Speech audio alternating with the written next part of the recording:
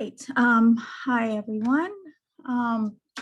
So if you recall, in our last class, we were talking about chemical bonding, and we looked at the idea of how the arrangement of electrons in the outer shell around the atoms contributes to the formation of covalent bonds between the atoms through the sharing of electron pairs.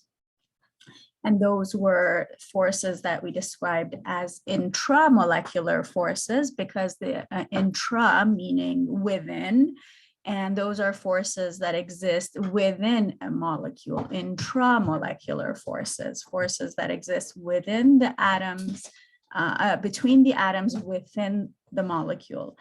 In today's lesson, we will be talking about intermolecular forces. And intermolecular forces are, we haven't talked about in this course yet, but these are forces that exist between molecules.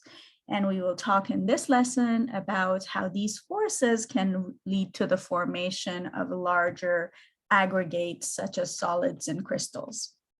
And the key concept we will be touching on in this lesson is we'll be talking about how the properties of a solid or a liquid, for example, its hardness, its electrical conductivity, surface tension, depend on the nature of the particles that are present and the type of forces that exist between them. For example, covalent bonds, which we discussed last class, and now van der Waals forces, dipole forces, metallic bonds, which we'll be discussing today. And from that, you can predict the type of solid that will be formed, whether it's an ionic, a molecular, a covalent network, or a metallic solid. And we can then proceed to describe its properties. So as I said, bonds between molecules are intermolecular bonds. And we've discussed the forces that bond atoms and ions together within a compound, and those are intramolecular forces. Intra means within, and these help to explain ionic and molecular compounds and many of their properties. But we need something more to explain the physical state of molecular compounds. 1 minute while I admit a student.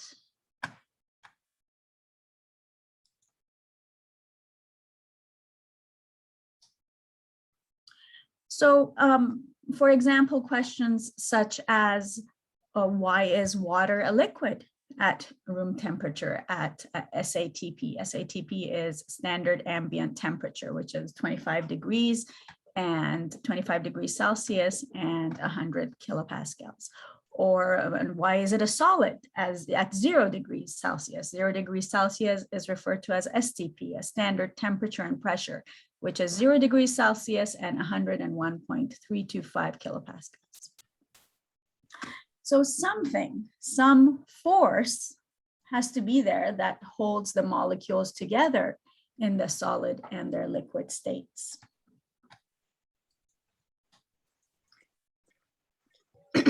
So these intermolecular bonds, or bonds between atoms, determine the physical state of these molecular substances. These bonds are broken as substances undergo a change of state. And by change of state, I mean from like solid to liquid to gas. These are changes in state.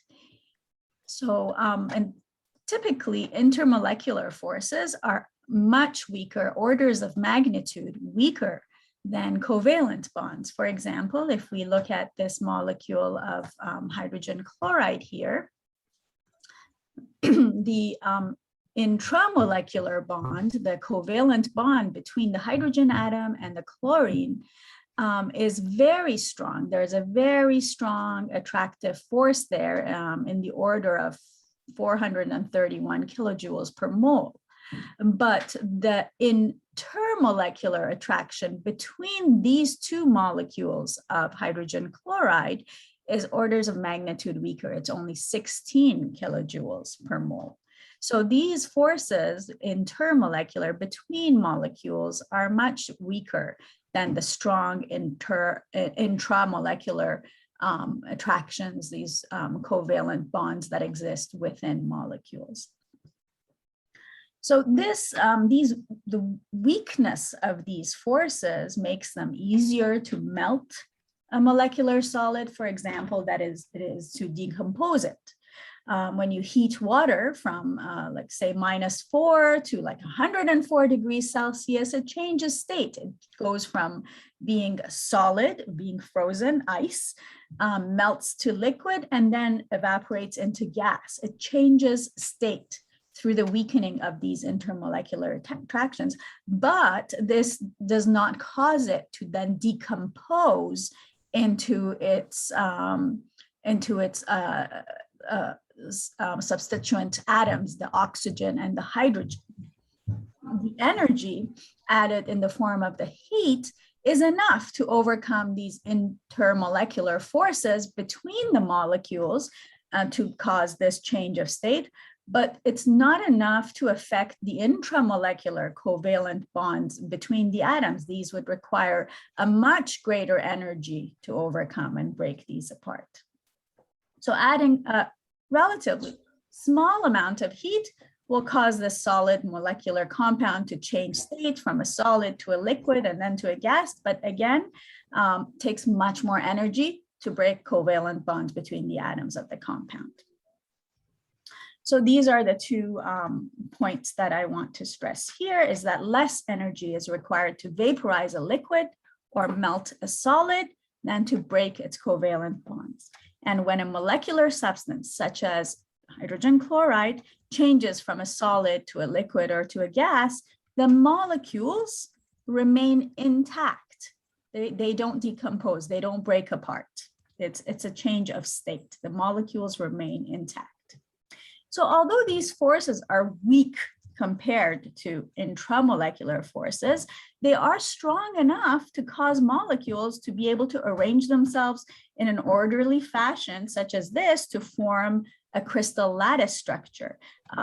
Examples of this is solid water in the form of ice, and also solid carbon dioxide in the form of dry ice, show these kinds of structures when they're examined by crystallography. These structures occur as a result of these weak intramolecular forces that together are strong enough to cause this very stable arrangement of this crystal lattice structure. So three types of intermolecular attractions exist between electrically neutral molecules, molecules that have no charge.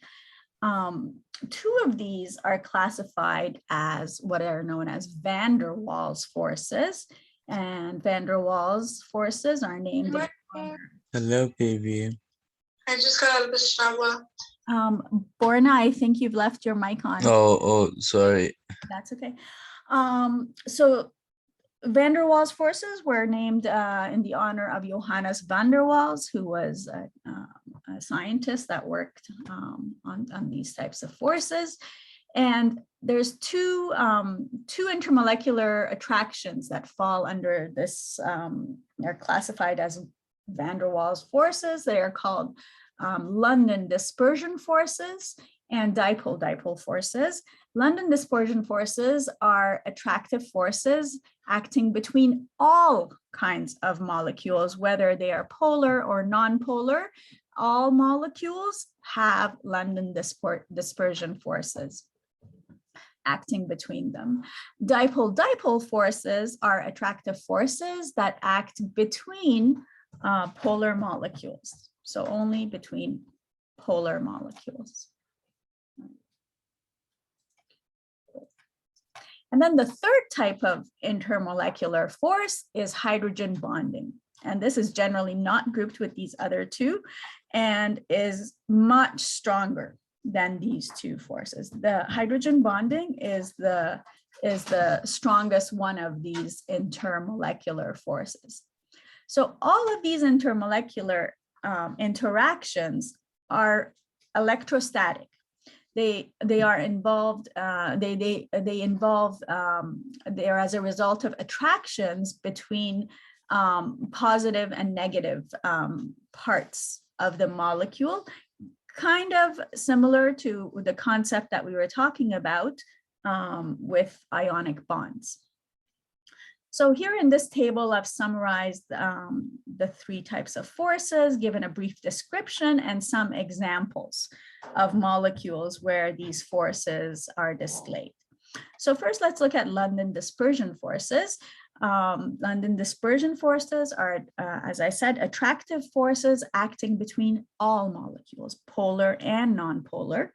And they are as a result of momentary dipoles that are created by the electrons within the compound. And these electrons are in constant motion. So these result in momentary dipoles that kind of happen and then are immediately lost. That's why they're relatively weak. And these exist in all molecules, polar and nonpolar, as I said.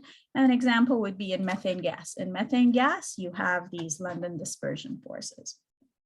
What you don't have in methane gas, for example, are dipole-dipole forces. Dipole-dipole forces are attractive forces between polar molecules, and methane gas, being nonpolar, would not have these dipole-dipole. An example of dipole-dipole forces would be in a polar molecule such as hydrogen chloride. Hydrogen chloride is a polar molecule because there's different electronegativity between the two ends of the molecule. There's a change in the electronegativity, and the chlorine side has a much stronger draw on the electrons from the hydrogen. So this end of the molecule, the chlorine end of the molecule, tends to have a negative dipole, and the hydrogen end will have a positive dipole, therefore dipole-dipole forces. These are very weak forces of attractions, but they're stronger than London dispersion forces here.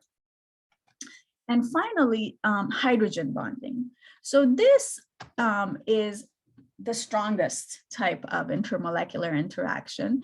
It can be thought of as a dipole-dipole force. It's a relatively strong dipole-dipole force between electropositive hydrogen atoms. So we're always, whenever we're talking about hydrogen bonding, as the name suggests, hydrogen bonding, it's always between a hydrogen atom of one molecule and then a highly electronegative atom of another molecule. And by highly electronegative atom, it's typically atoms such as oxygen, fluorine, or nitrogen from another molecule. So once again, hydrogen bonding is between the electropositive hydrogen atom of one molecule and typically an oxygen, fluorine, or nitrogen of another molecule. So one example of this is if you have pure distilled water, H2O, you will have hydrogen bonding between the hydrogens of one water molecules and the oxygens of another, a different water molecule. That would be hydrogen bonding. Let's take a closer look at the London dispersion forces. So you might think that when we're talking about electrically neutral molecules, there would be no electrostatic interactions between these nonpolar molecules, yet there is some kind of attractive interaction because nonpolar gases such as helium, such as argon, such as nitrogen can eventually be liquefied under enough pressure. So they can, once the molecules are brought close enough, there is an interaction. There is that interaction between them, and they can be liquefied even though they are electrically neutral.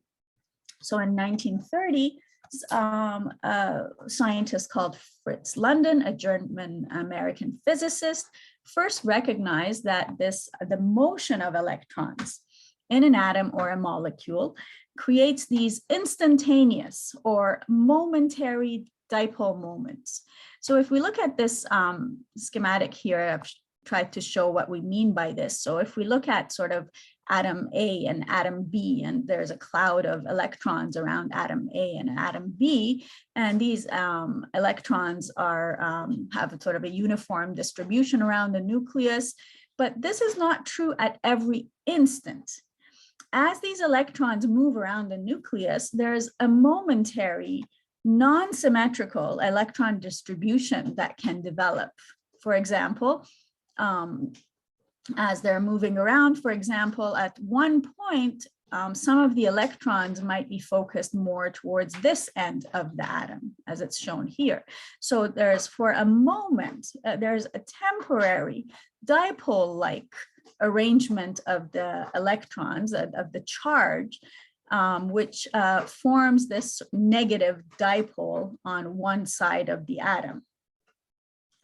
And the formation of this temporary dipole can then affect the electron distribution of a neighboring atom.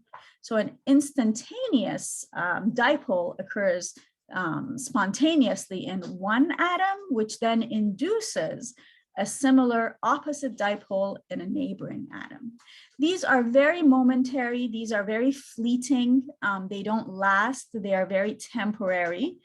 But they exist between all molecules, both polar and non-polar, whereas if you recall, dipole-dipole forces occur between only polar molecules.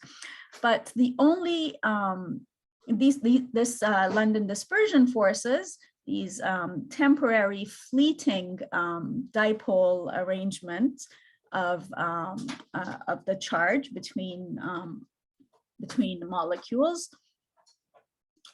they only exist between non-polar molecules. These weak attractive forces form as a result of the temporary displacement of the electron clouds, and they produce these extremely short-lived dipoles that are induced between atoms. These London dispersion forces, the dipoles last only for tiny fractions of a second. They're very fleeting, extremely short-lived. And these attractions, as they form, they're almost instantly also lost. So that's what makes these forces very weak forces.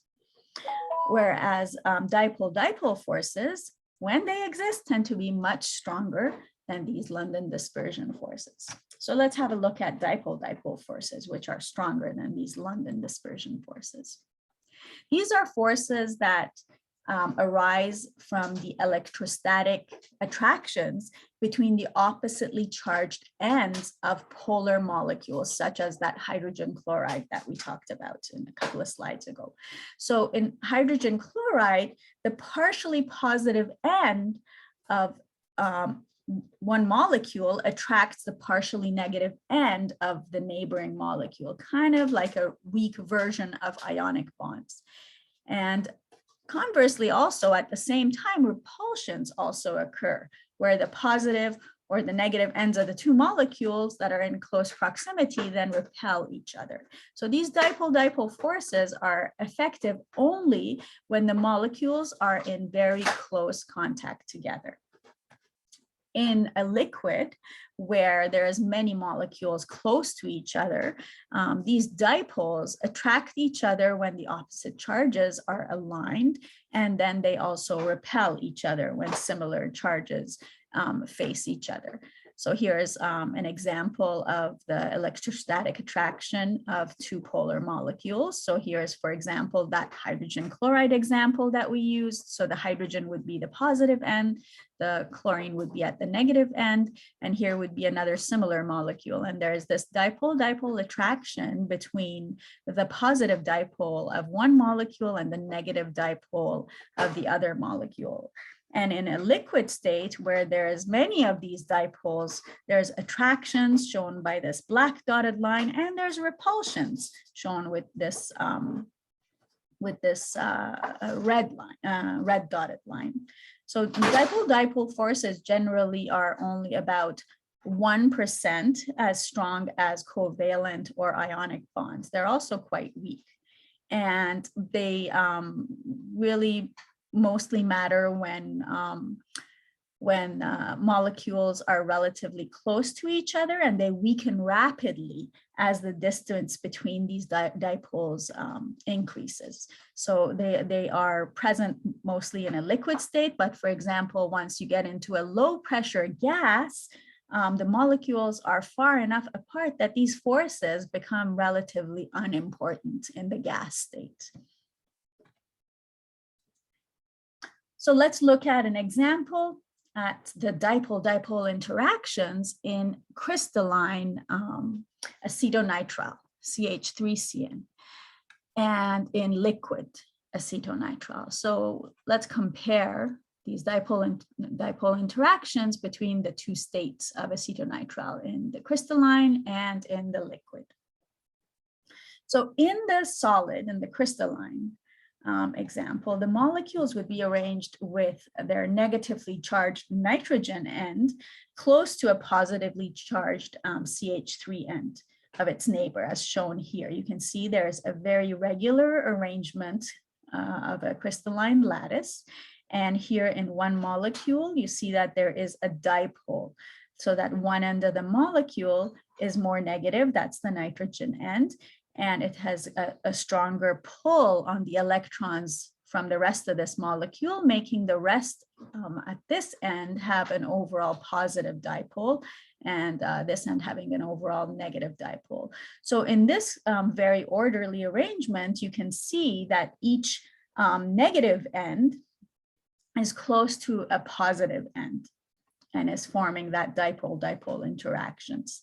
In the liquid, the molecules are free to move and are just more disordered. There's no regular arrangement. At any given instant, there's both attractive and repulsive forces that are present.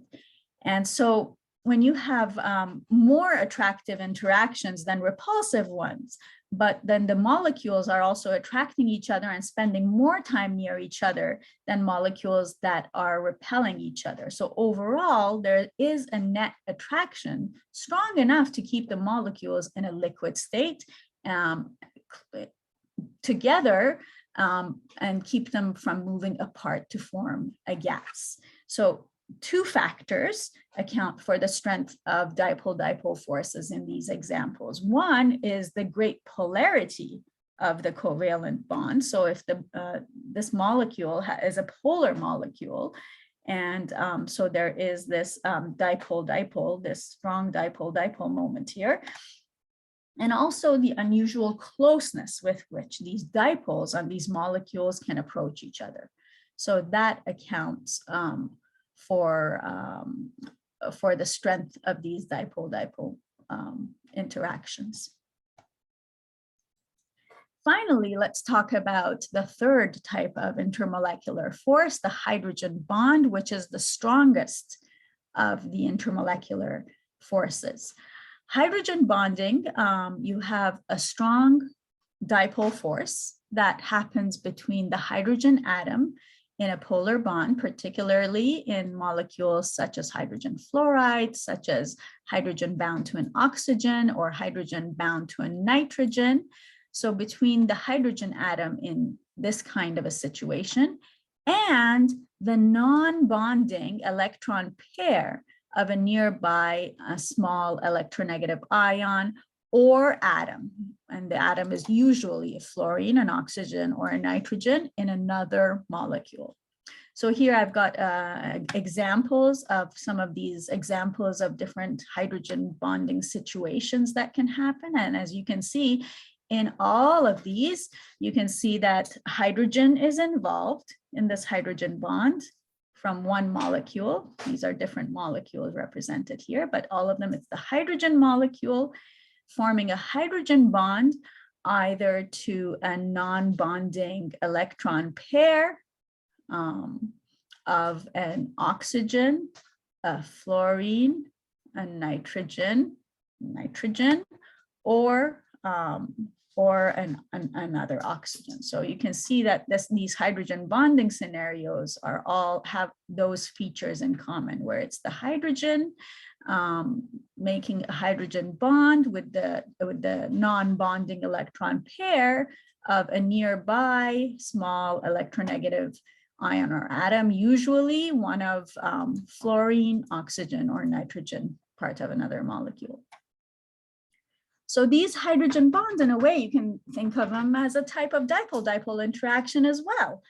They're called hydrogen bonds, but you can see that in these molecules, there is a dipole between the two ends of the molecule, because nitrogen, oxygen, and fluorine are so electronegative that the bond between hydrogen and any of these elements would be quite polar, with the hydrogen being at the positive end.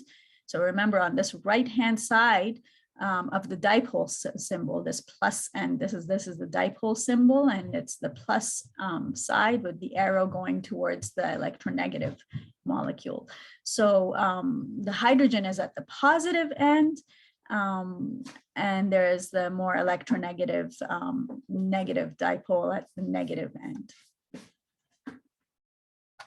So the hydrogen atom then, because its electrons are being strongly drawn by this strongly electronegative atom at this end, the hydrogen atom then has no inner electrons.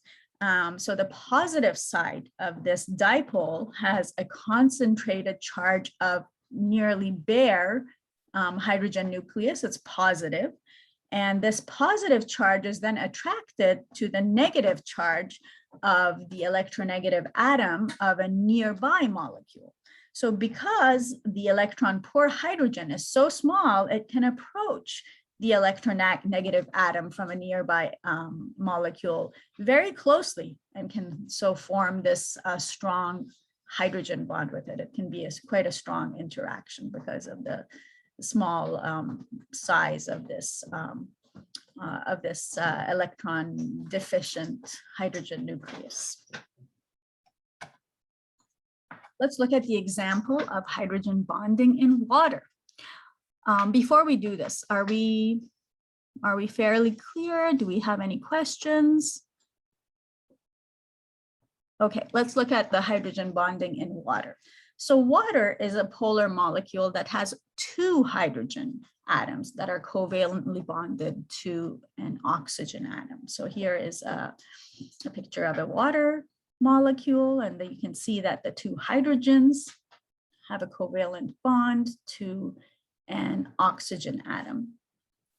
Don't forget, that's the oxygen atom in a water molecule has two lone pairs of electrons that can take part in hydrogen bonding with other molecules. So this oxygen molecule has a partial positive charge shown by this positive dipole sign here at its hydrogen end, and a partial negative dipole at its oxygen end here. And here, when you have many of these oxygen molecules together, as you have in pure distilled water, you have hydrogen bonding between the hydrogens of one molecule and the lone electron pairs on the oxygen of another molecule. So because of this, although the structure of a water molecule is very, very simple, it has these unusual properties, whereas it has a higher than expected melting point and boiling point. It has high vapor pressure, it has high surface tension, and it can dissolve a great many number of substances. Water is a very good natural solvent. And you can explain these properties by considering intermolecular forces that exist between water molecules. The oxygen and hydrogen bonds, this oxygen-hydrogen covalent bonds, they're very highly polar covalent bonds. There's a large delta in the electronegativity between the hydrogen and the oxygen. So the oxygen, as I said, carries this negative dipole, while the hydrogen carries a positive dipole, as shown in this picture. And that's what gives you the hydrogen the hydrogen bonds, which are the strongest type of intermolecular bond. So these water molecules, as a result of hydrogen bonding, have a great capacity to stick together. And this stickiness of water molecules, if you will, is a reason why water, when you look at it in a narrow tube, seems to kind of climb up the sides of a narrow tube. And we can also explain water's high melting and high boiling points using the concept of hydrogen bonds, because it takes large amounts of energy to break these strong hydrogen bonds from the liquid and the solid states. So let's take a look at the effect of hydrogen bonding. 1 second, please. Has a very important effect on a substance's physical properties. For example, the boiling points, if you look at this graph here, this shows very nicely how an increase in molecular weight, how it relates to the increase in boiling points. So here you can see that the boiling points of these covalent hydrides of the elements in group 4, 5, 6, and 7 of the periodic table as a function of the period in which these non-hydrogen atoms are found. So the orange represents group 4, the blue 5, the red group 6, and group 7 is in green. So here you have the tetrahedral hydrides of group 4A elements. Let's take a look at them in increasing molecular weight. So if you look at the periodic table, group 4 elements, so let me just quickly bring on a periodic table so that we can see what we're looking at here.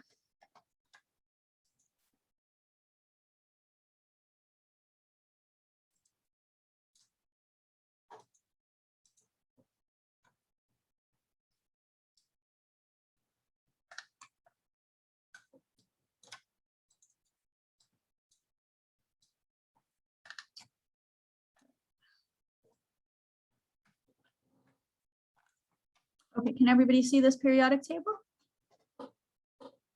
Yes. Yes, perfect. Okay, so looking at, so that orange line on the graph was looking at these first 4 elements of group 4A. So carbon, silicon, germanium, and tin.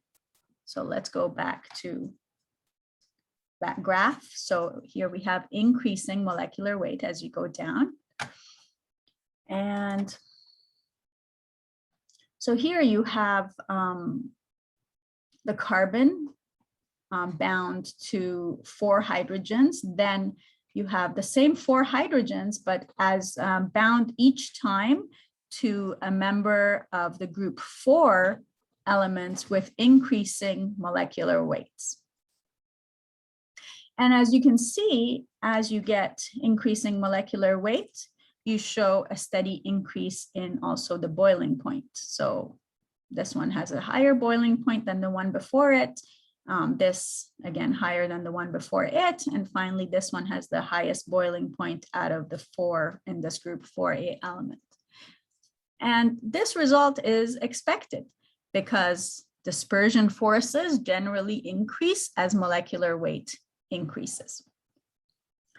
But none of these hydrides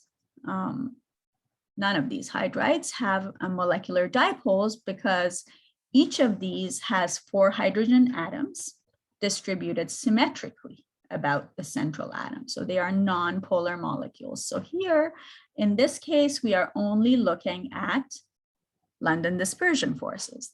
These are non-polar molecules. They all have a symmetric distribution about the central atom, and as the weight of the central atom goes up, so does the weight of the molecular compound, and as a result, so does the boiling point.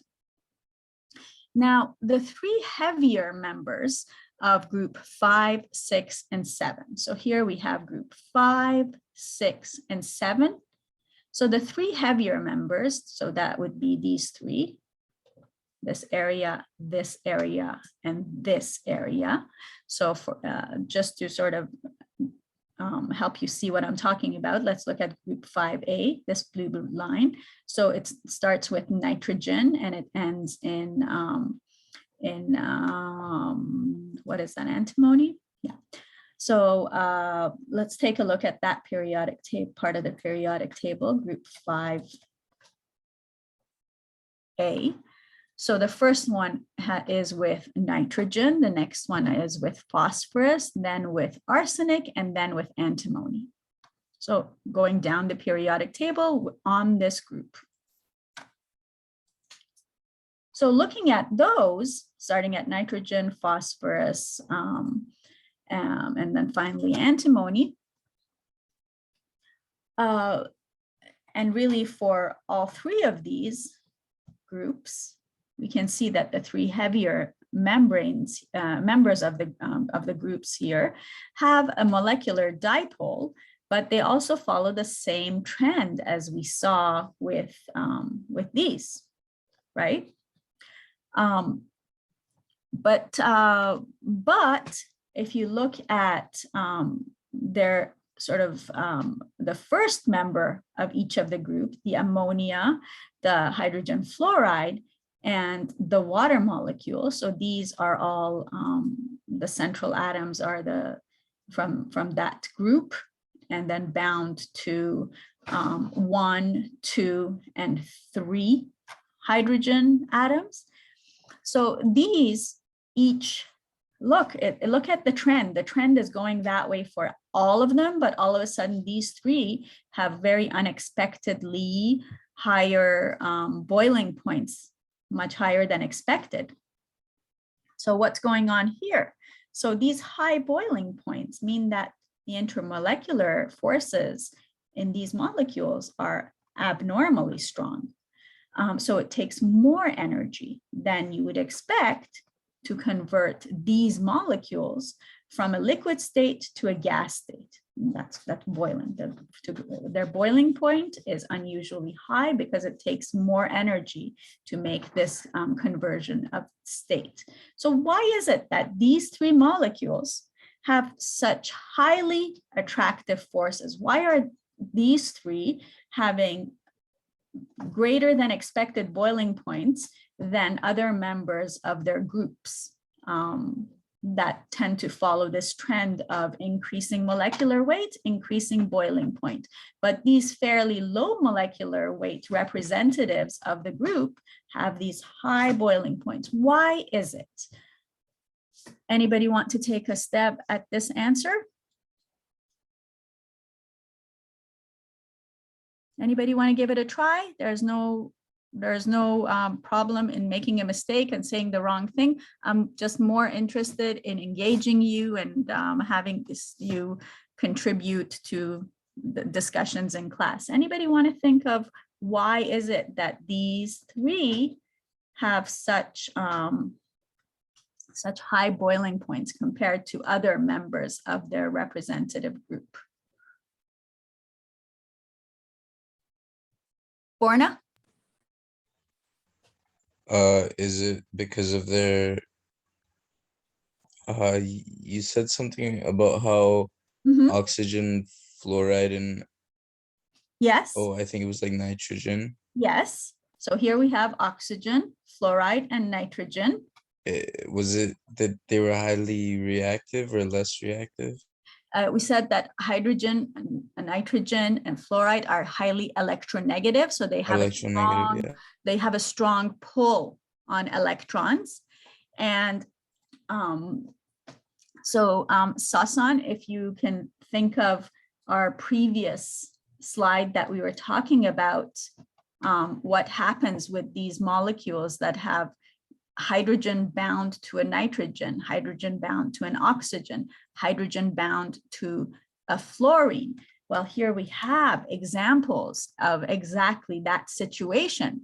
Shadisa, can you see how these are representative of a type of intermolecular bonding that we just finished discussing. Can anybody think of what type of intermolecular bonding may be at play here that may be resulting in these unusually high boiling points, a very strong type of intermolecular? Hydrogen. The hydrogen bonding, that exactly, it's the hydrogen bonding. It's the presence of these highly electronegative atoms bound to a hydrogen, that then when you have a solution of this ammonia, of course, there's going to be hydrogen bonding happening between these, whereas in these other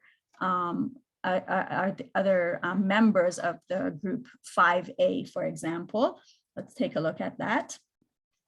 So these, as you go down the periodic table, they get less electronegative. They don't have such a strong pull. And so these are the ones that create strong hydrogen bondings, the nitrogen, the oxygen, the fluorine.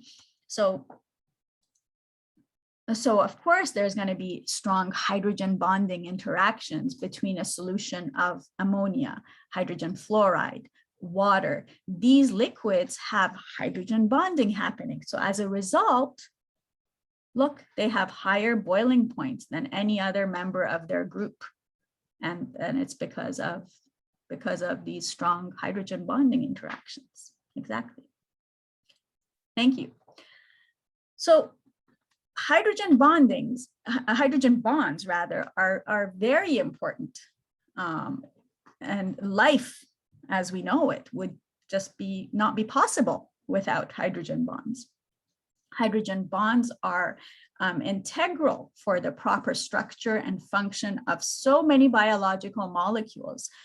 Two very important examples that I can show you here are the role of hydrogen bonds in protein structure and the role of hydrogen bonds in DNA structure.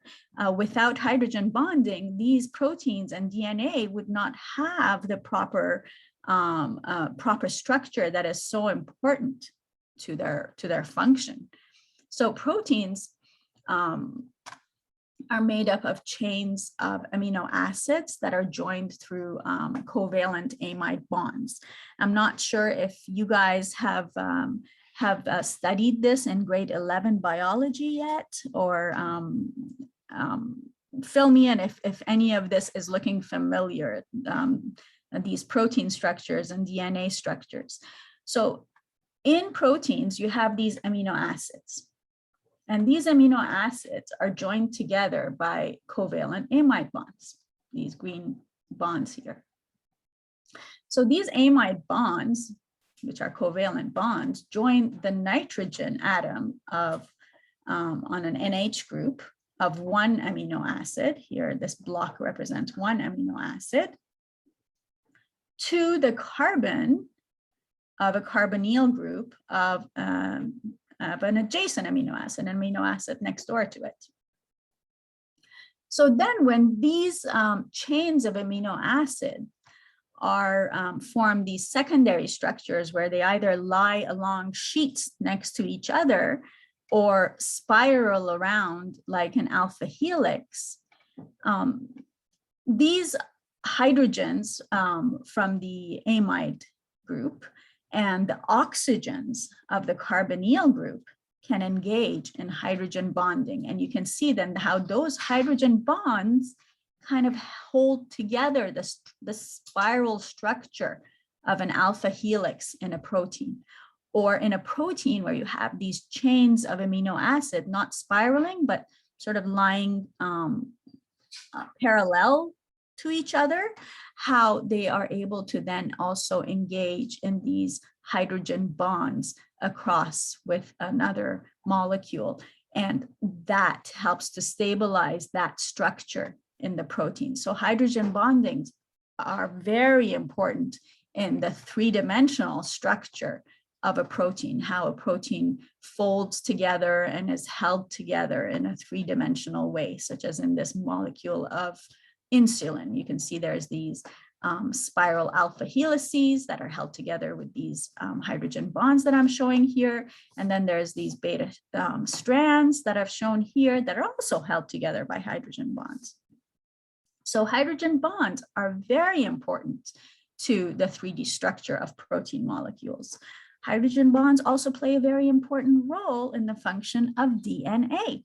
DNA, such an important molecule in life, and hydrogen bonds are such an important, make such an important contribution to the three-dimensional structure of the DNA. That famous double helix is made out of the two complementary strands of DNA that are held together across from each other by hydrogen bonds that form between the bases of the DNA strand. So you have these this DNA strand, and each one of these bases, the adenine, thymine, guanine, and cytosine, all pair up together. You get adenine and thymine pairing up, guanine and cytosine pairing up like that, kind of on this ladder structure. But if you take a closer look at the molecular detail of it, you see that across the strand, these pairings are happening as a result of, you said it, hydrogen bonding. You see there's all these hydrogen bonds that are happening between this cytosine part here and this guanine part of the DNA. So you see there's all these hydrogen bonds, and also between the adenine and the thymine, again, you can see there's hydrogen bonds. So I can't stress enough, hydrogen bonds are very important to life.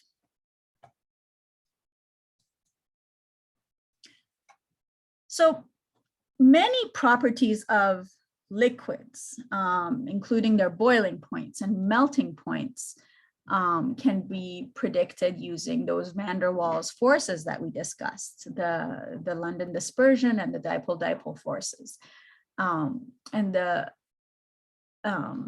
These boiling points and melting points reflect how strong these intermolecular forces are. And the molecules have to overcome these attractive forces between each other in order to melt or to vaporize.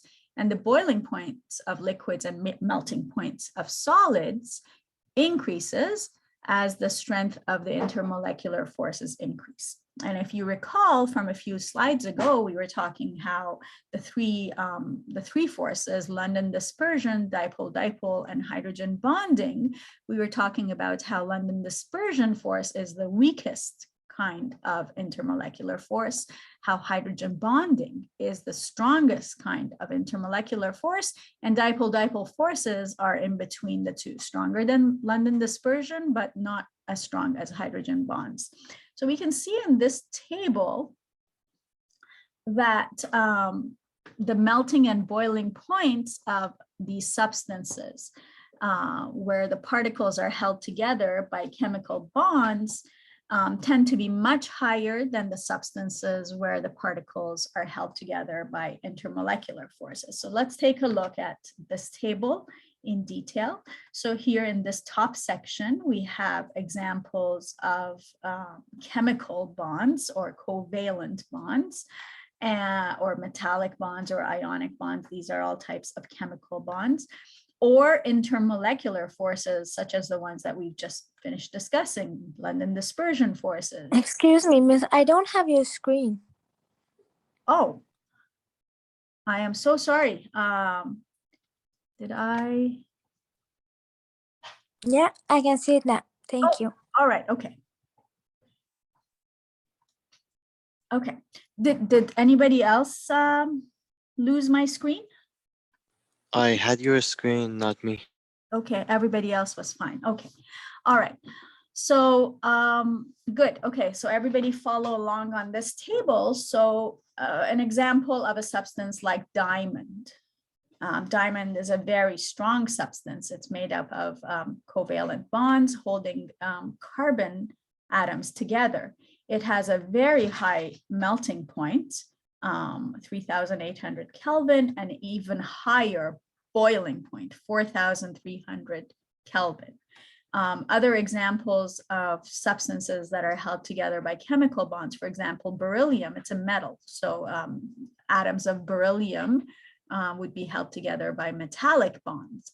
in a molecule such as lithium fluoride, these are held together by ionic bonds. So all of these types of chemical bonds, such as covalent bonds, metallic bonds, ionic bonds, are much stronger. And as you can see, these substances have very high melting points and boiling points.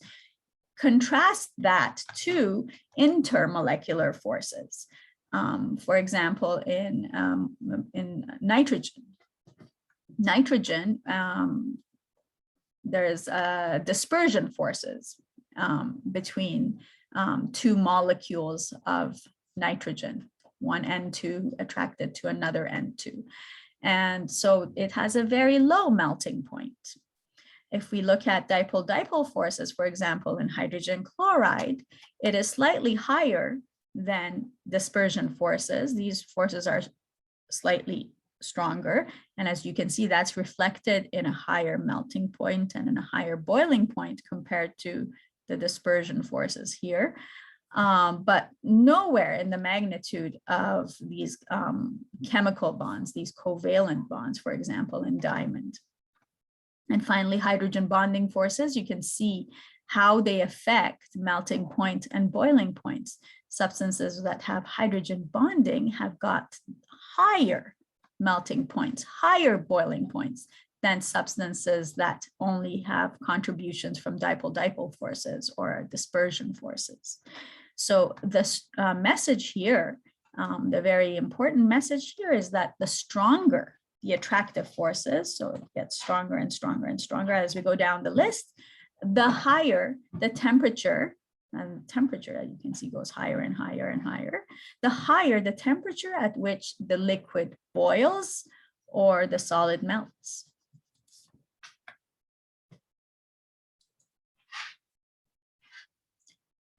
Now let's examine how molecular weights and dipole moments and boiling points are all related together. So here, let's look at a bunch of molecules that are all approximately of equal size, kind of, and approximately of equal mass. The molecular weight for these are in the range of 44, 46, 44, 41. They're about the same size. For molecules that have approximately equal size, equal mass, the strength of the intermolecular attractions increases with increasing polarity. So what these molecules have is that you have increasing polarity as you go down the line, as you go down towards the right. So propane, for example, is not a polar molecule, as you can see. So a molecule such as this, where there's two CH3 groups with an oxygen in the middle, well, oxygen is a very electronegative atom. It draws electrons from other parts of the molecule. This is a bit more polar, but probably even more polar would be if this oxygen was at one end rather than the middle. So in a molecule like this acetaldehyde here, where you have the oxygen at one end pulling electrons from the rest of the molecule. And then even more electronegative than oxygen would be if you had, instead of an O, if you had a nitrogen at this end, and that nitrogen would have an even greater pull. So if you can see the dipole moment on these molecules, represented here by the symbol mu, 0.1 on this propane, it's virtually not there, gets a little bit larger, a bit larger, and the largest here. So with increasing polarity, as you get more polar, you get an increase in the strength of intermolecular interactions. And then you can see the boiling points, this BP, boiling point, 231 Kelvin, 248, 294, 355. The boiling points also increase as the polarity increases.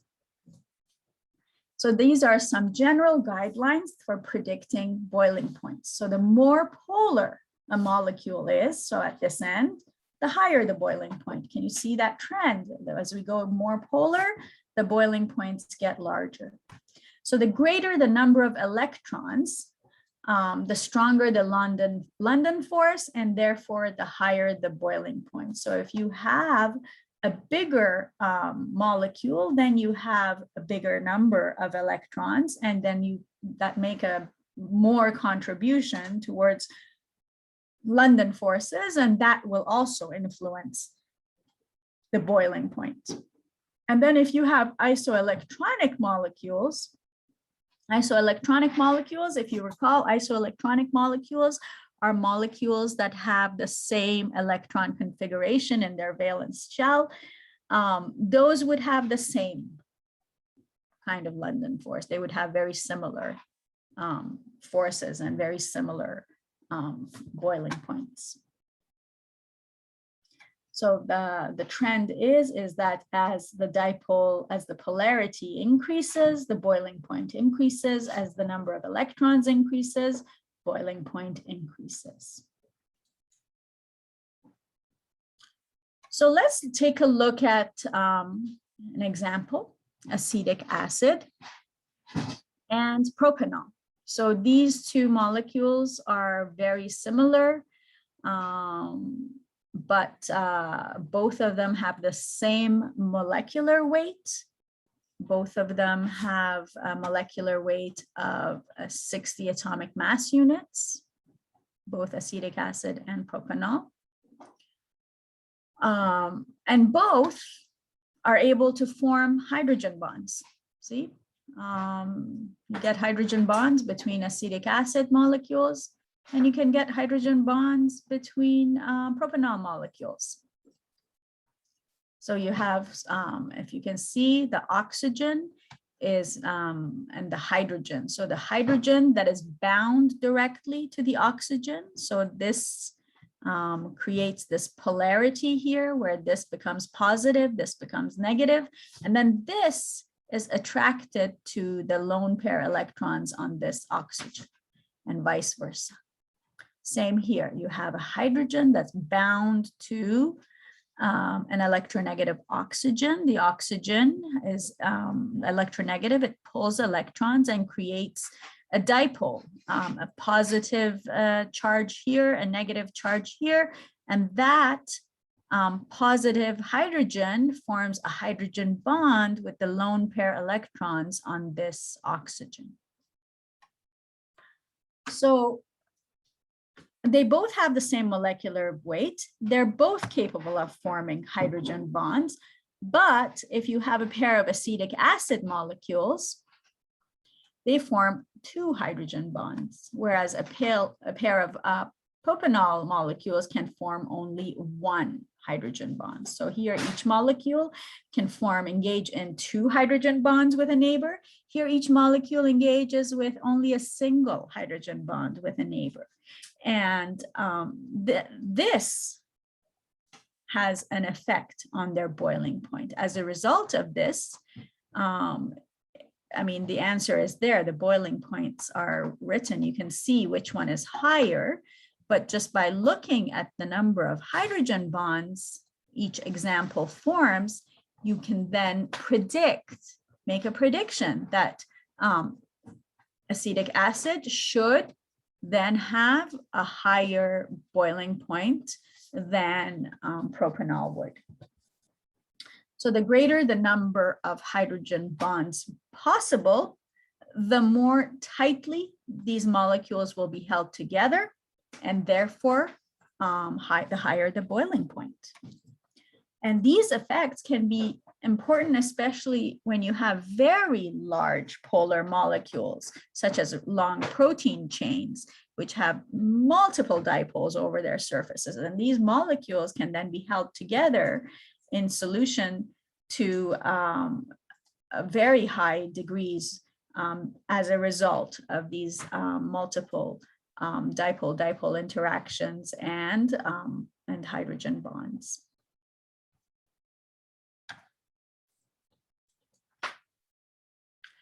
So just to compare these intramolecular forces, so we know that just by looking at the composition and the structure of any substance, you can understand what may be the intermolecular forces that are at play in that substance.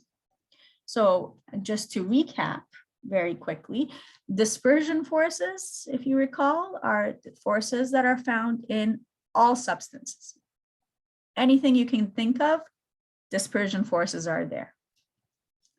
And they're typically weak attractive forces, but their force increases with increasing molecular weight. And also it depends on molecular shape. With polar molecules, if you have a molecule that has a polarity to it, you have dipole-dipole forces that are in play. And these often make a smaller contribution to the overall intramolecular attraction than dispersion forces. But for example, if you have hydrogen chloride, the dispersion forces are estimated to account for about 80% of the total attraction between the molecules, and dipole-dipole attractions will be accounting for the rest. Then we have another kind of force, which we didn't really get into, but I will just touch on over here. You can have ion dipole forces that are important when things are in solution, where you have ionic compounds that are dissolved in polar solvents such as water, for example. And here below, I've got a little picture here that shows what do we mean by these ion dipole forces. So you have ionic compounds. For example, you would have a sodium chloride, salt. When you dissolve it in a polar solvent such as water, so salt dissolved in water, the salt immediately forms its ions, its sodium with its plus charge, and its chlorine with its negative charge.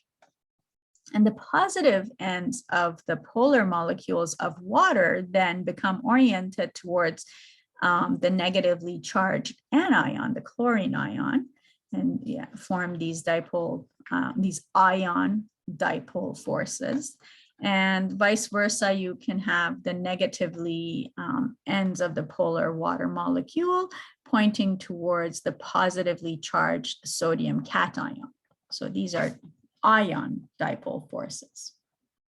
And finally, hydrogen forces, when and if they are present, they make a very important contribution to the total intermolecular interaction.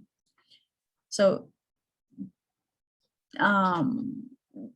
we can talk about the general energies that are associated with these intermolecular forces to really show how they differ in strength. So dispersion forces and dipole-dipole forces typically are in the order of magnitude of anywhere between 2 to 10 kilojoules per mole.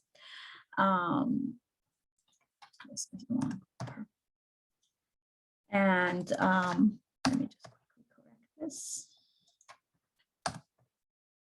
Hydrogen bonds are typically stronger. They're the strongest of the intermolecular bonds, and so they can go up to as high as 25 kilojoules per mole. And then ion dipole attractions are also somewhere in between, with about 15 kilojoules per mole. All of these attractions are, keep in mind, considerably weaker than covalent and ionic bonds, which have energies that are hundreds of kilojoules per mole, not in these orders of magnitude, but in the hundreds of kilojoules per mole. So you can maybe use this kind of a flow chart if you're trying to determine what might be the multiple types of intermolecular forces that might be at play in a given mixture or in a given substance. Keeping in mind, very important, that dispersion forces are present in all substance. And it's important to realize that the effect of all of these attractions are additive, they're cumulative. And we can consider these generalizations, which I've summarized here when we're comparing the relative strengths of intermolecular attractions. So firstly, when molecules of two substances have similar molecular weights and comparable similar shapes, dispersion forces are approximately going to be equal in the two substances. London dispersion forces are going to be about the same if your substance, your molecule have got about the same weight, have got about the same shape. And any differences in the magnitudes of intermolecular forces are because of differences in the strengths of dipole-dipole attractions. And intermolecular forces will get stronger as your molecular polarity increases, as your molecules become more polar. Remember that slide a couple of slides ago we were looking at? As they become more polar, you get stronger intermolecular forces, and with stronger intermolecular forces comes higher boiling points, higher melting points. And finally, molecules that have the capacity to form hydrogen bonds will form the strongest interactions. Hydrogen bonds have the strongest, are the strongest of the intermolecular interactions, and will then have the highest boiling point or highest melting point. The second important generalization when trying to compare the relative strengths of intermolecular attractions is that when molecules of two substances have very different molecular weights, then the dispersion forces will be what will determine which substance has the stronger intermolecular attraction. So intermolecular attractive forces are generally greater in the substances with the greater molecular weight. You can maybe use this flow chart, this table, to go through and answer questions and go yes and no and arrive at which intermolecular force may be at play, keeping in mind that there's increasing interaction strength as you go down, so that the dispersion forces are the weakest of the two van der Waals forces, the other one being dipole-dipole forces. Hydrogen bonding is stronger than dispersion and dipole-dipole forces. These are the intermolecular interactions. Also, you have ion dipole forces, which we talked about in the example of salt dissolved in water. So an ionic substance dissolved in a polar solvent. That in that kind of a situation, you would have ion dipole forces. Example, sodium chloride dissolved in water. And finally, you can have ionic bonding. Examples where you have molecules such as potassium bromide or ammonium nitrate.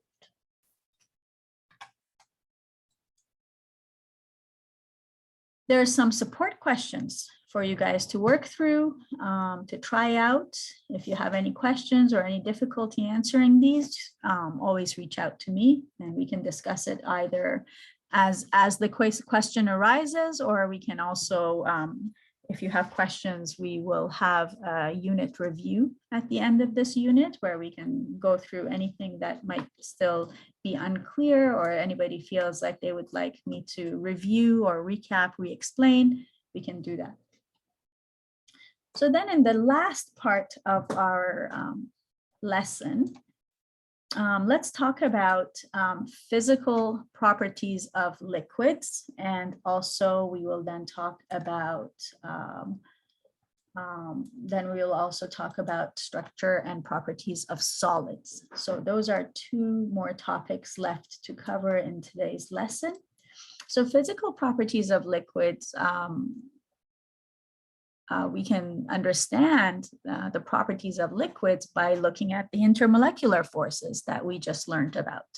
Molecules have stronger intermolecular forces, have higher melting points, higher boiling points, they have greater viscosity, surface and greater surface tension than molecules with weaker intermolecular forces. So intermolecular forces play a great role in the physical properties of liquids, these types of physical properties, melting point, boiling point, viscosity, surface tension.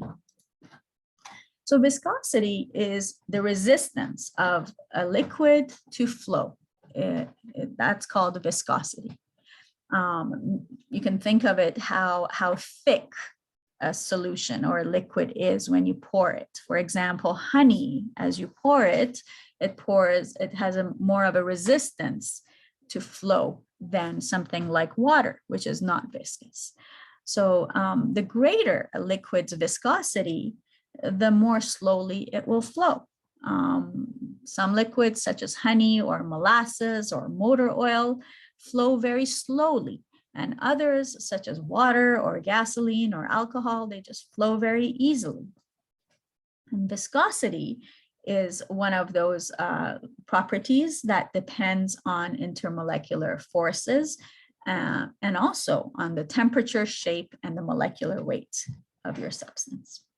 And at higher temperatures, if you can think of a hot day when you have higher temperatures, your viscous liquids tend to become less viscous. Things that are thick and slow to pour, hard to flow in warm temperatures flow more easily, and in cold temperatures tend to gain and become more viscous. So viscosity is related to the ease with which the molecules of a liquid can move relative to one another, how easily these molecules can slip past one another. And it depends on the attractive forces between the molecules, those intermolecular forces, and also on the shapes of the molecules. For example, are the molecules, long chains that tend to become entangled amongst each other, kind of like a spaghetti? Or are they sort of fairly globular molecules, round balls that will just kind of slip and tumble past each other? So the shape of the molecule, as well as temperature, as well as the intermolecular forces, all have a bearing, have an effect on the viscosity. So here we can look at, for example, in this table, the viscosity of a series of hydrocarbons that are all at the same temperature at 20 degrees Celsius. And as you can see, they're pretty much all the same. The only difference being is that these are very similar compounds, but you get an increasing molecular weight. They get longer and the molecular weight goes up. You have hexane with 6 carbons, heptane, 7 carbons, octane with 8 carbons, nonane and decane as it goes. 6, 7, 8, 9, and 10 carbon chain long. So the molecular weight in this series is increasing. So viscosity, as you can see, this property also tends to increase with greater molecular weight, so that the molecule of decane here is much more viscous. It has a greater value for its viscosity than hexane or heptane up here. So liquids with large intermolecular forces, as you can imagine, you can have many, many intermolecular forces here along this chain of decane, will have larger viscosity. So for example, along this chain of decane, can anybody guess what would be the main intermolecular force that would be at play here? This is a long chain. It's got a large molecular weight. Yeah, Sasan, did you want to take a guess? SCH4U? decane, yeah. So which one do you think, what kind of intermolecular force do you think will be making a contribution here to this molecule? Oh, Out of the three intermolecular forces that we talked about, the London dispersion, the dipole-dipole, and the hydrogen bonding, which one do you think will be making, actually for all of them, what would be the intermolecular force that's causing this viscosity to increase? Anybody want to take a guess? and there's a lot of hydrogen, so maybe hydrogen bonding. Yeah, that's a good observation. There's a lot of hydrogen.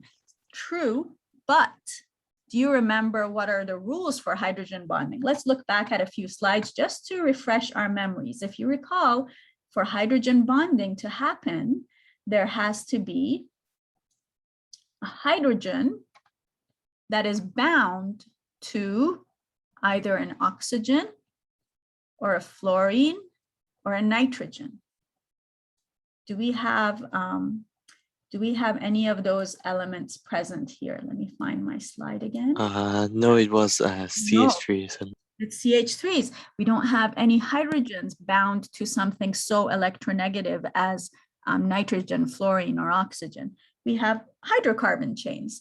So not hydrogen bonds, but good observation. Yes, there's lots of hydrogens, but since they're not bound to electronegative atoms of oxygen, nitrogen, or fluorine, we won't be having any hydrogen bonding in effect here.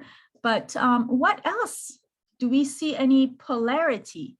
Do we see any other electronegative atoms present here that may be pulling electrons away from other parts of the molecule that might be creating any sort of a polarity here? Are these polar molecules?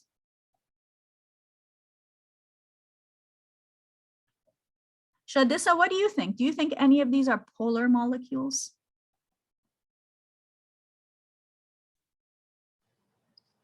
I guess they are. Okay, so when we talk about polar molecules, polar means having a pole.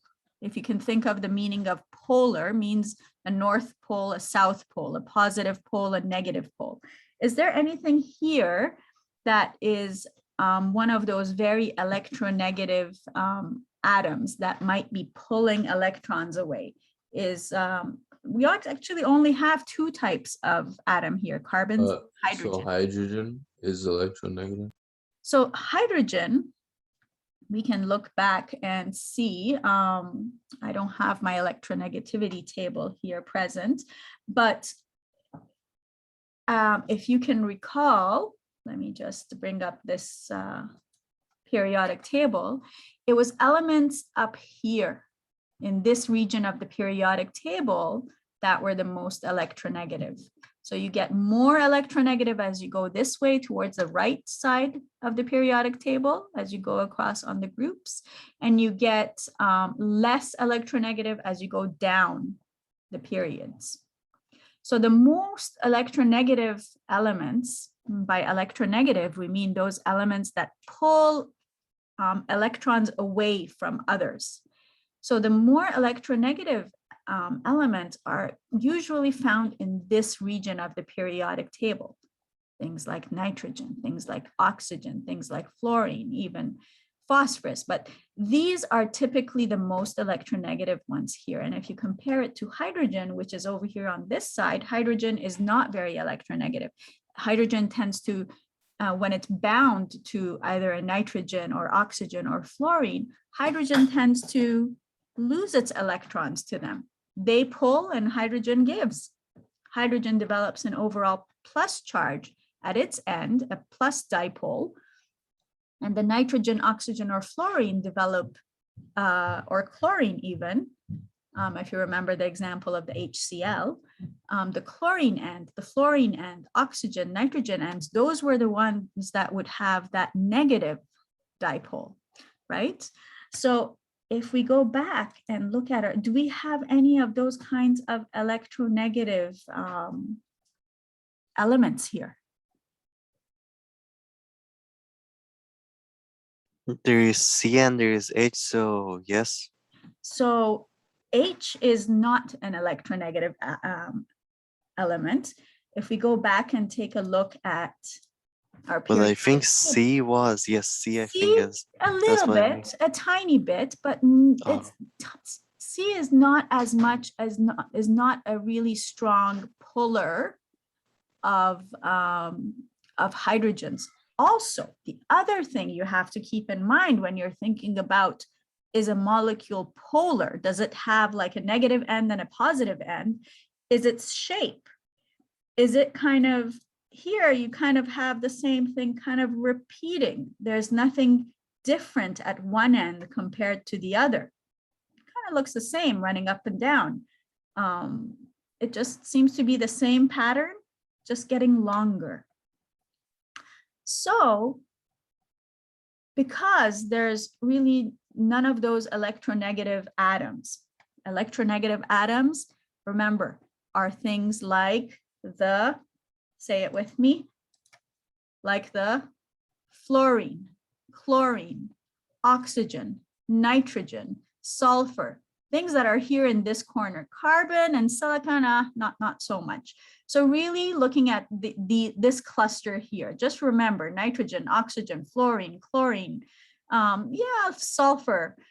So those are the electronegative atoms. And if you look back on at our previous lesson, that slide we had that had those electronegativity values on it, where when we were comparing the two atoms in a bond to see is there a change in electronegativity, what kind of a change, what kind of a delta En do we have? Do we have a covalent, a polar covalent, or an ionic? So it was these kinds of elements, nitrogen, oxygen, fluorine, chlorine, that have the greatest electronegativity.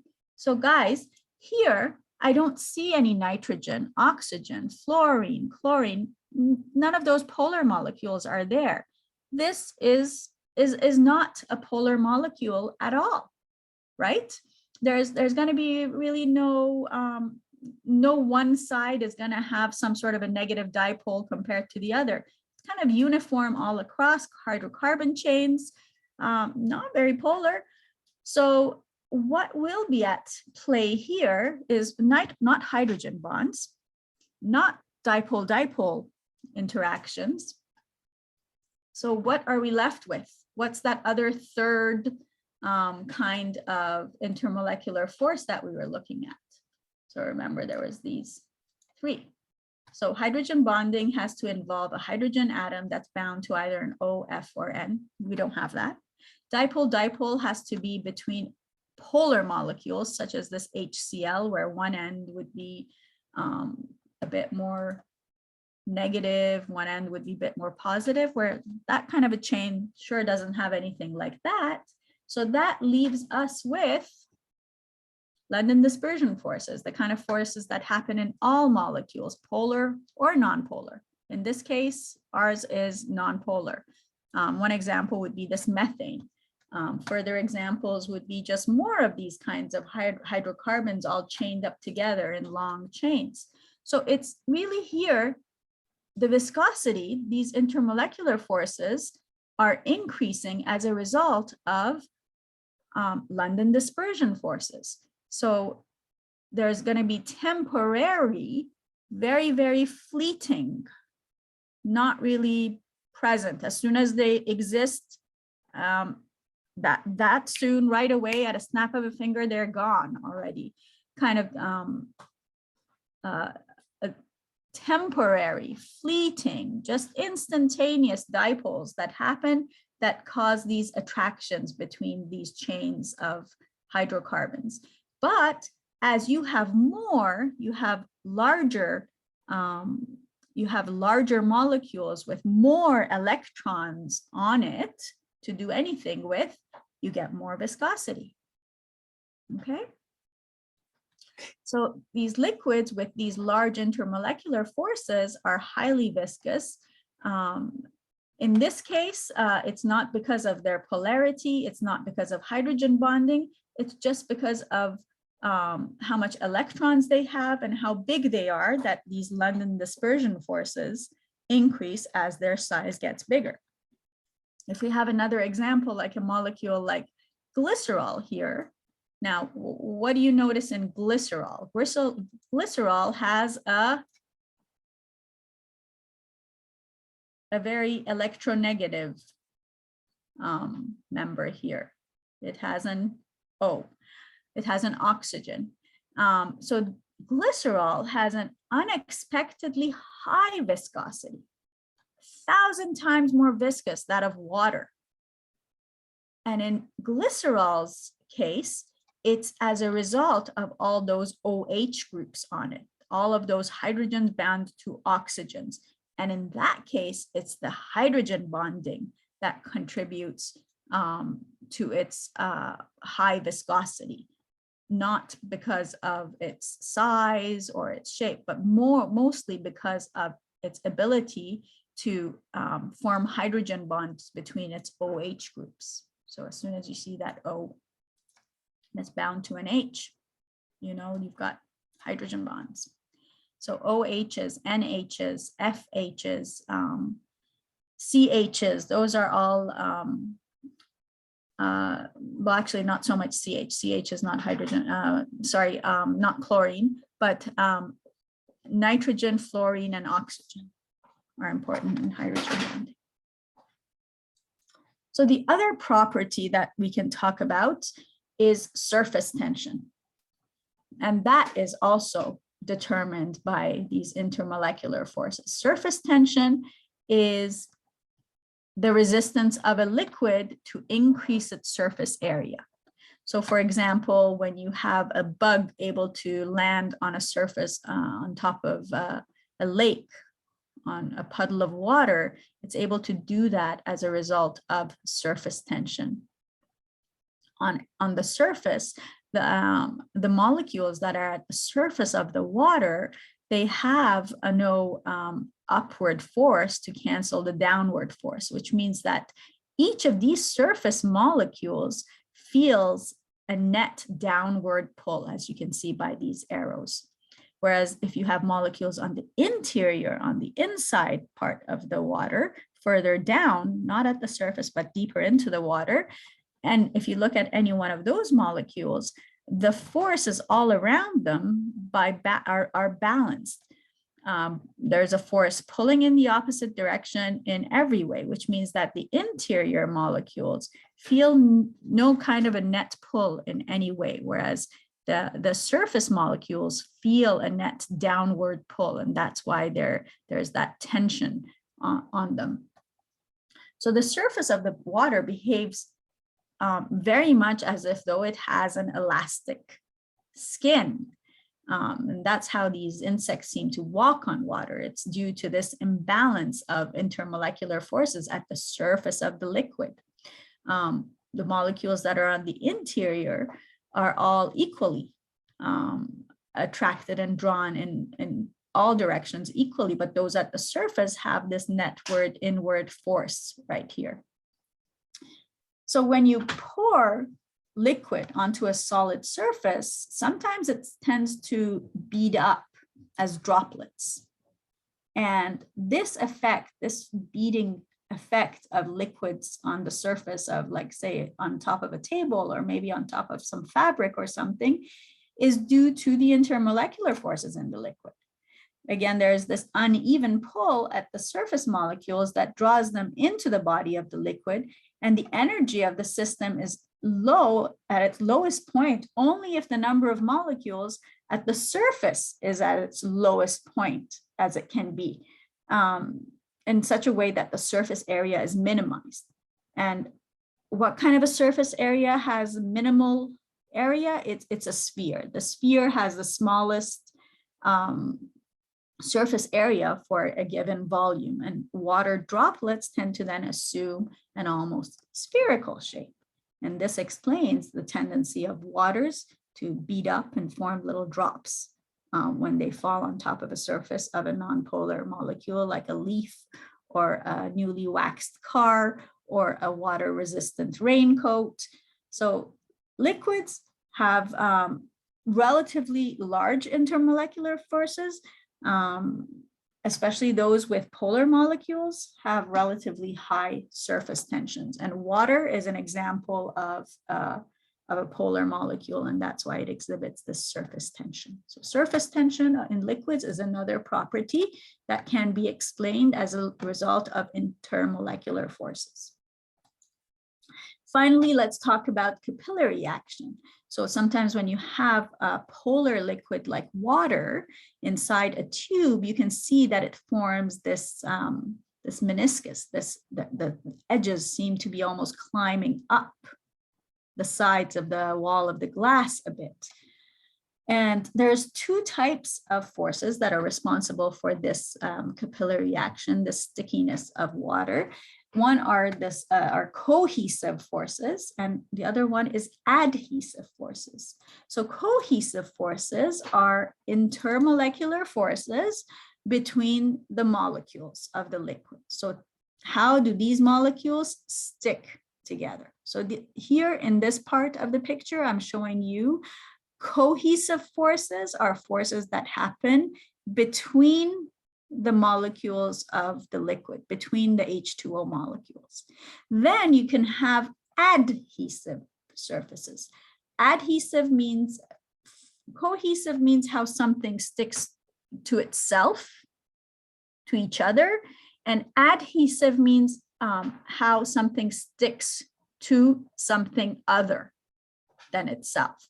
So how the liquid molecules, the molecules of the water, might be sticking to their container, to the glass, for example. So interaction between the water molecules and the glass molecules would be as a result of adhesive forces. So adhesive forces between the water and the glass come into play when the polar liquid, like water, is placed in a container also made out of a polar substance. Glass is a polar substance. Glass contains lots of oxygen atoms that have a partial negative charge, and this attracts the positive ends of the water molecule. This force makes the water creep up the sides of the glass. That's adhesion. So adhesive forces increase the surface area of the water, while cohesive forces, in other words, water molecules sticking to each other, has a tendency to try and minimize the surface area. Those are the forces that play when you get water drops forming a bead balling up on a polar surface, on a non-polar surface. So water has very strong cohesive forces between its water molecules, as well as strong adhesive forces between the water molecules and the glass. And the result is that water in a tube will tend to pull itself up in the tube of small enough diameter. And conversely, if you have a liquid, not like water, but like mercury, mercury has greater cohesive forces than adhesive surfaces. So that mercury molecules touching the glass will adhere to the wall less than they do to each other. So mercury in a glass tends not to creep up the sides, but rather kind of form a shape the other way, almost like as if though it's trying to form a sphere, trying to form a little droplet on the surface. It's pulling away, as you can see here, an enlargement of what's happening here at the edge of the glass where the mercury meet. So that's sort of the difference between why in water you get this capillary action, this water pulling up the sides, and with something like mercury, you don't.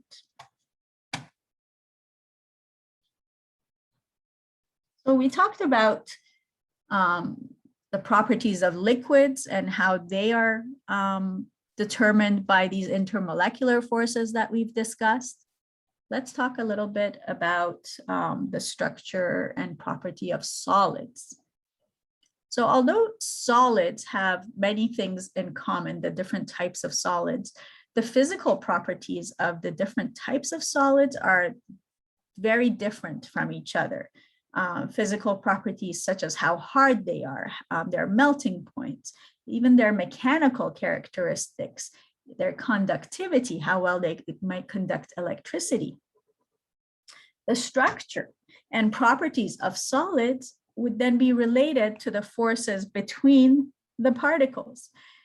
There are four categories of solids, which I have summarized in this table here, as well as in this picture representing the four different types of solids. So the four different types of solids are ionic solids, metallic solids, molecular solids, and covalent network solids. And each of them I've shown here also in a picture. So an ionic solid, for example, here, you can see in this picture, it's usually a combination of metal elements and non-metal elements. And they're typically arranged in some sort of a network of these ions held together by ion-ion interactions. An example of an ionic solid is sodium chloride, salt. This can be an example of what salt might be like. That salt is an ionic solid. Or calcium carbonate would be an ionic solid. Or magnesium oxide would be an ionic solid. Then you have another group called metallic solids, and those are made up of metals. You have networks of atoms of metals that are held together by metallic bonds. And this is the case of when you have either like a pure metal, like pure copper, or pure iron, or pure zinc. Or sometimes even when you have a molecule that contains two kinds of metals, like copper and zinc. Those would be examples of metallic solids, all the metals that you're familiar with and see. Then there's also molecular solids. And the molecules are made up of non-metal atoms. So an example of this would be, for example, solid iodine, solid water, so ice, in other words, solid carbon dioxide, in other words, dry ice. These are examples of molecular solids where they're not made out of any kinds of metals. There's no metal atoms present here. Here is an example of, for example, a molecular solid that can be something like water, might be frozen into a molecular solid, or hydrogen bromide might be a molecular solid. Finally, the fourth kind is covalent network solids.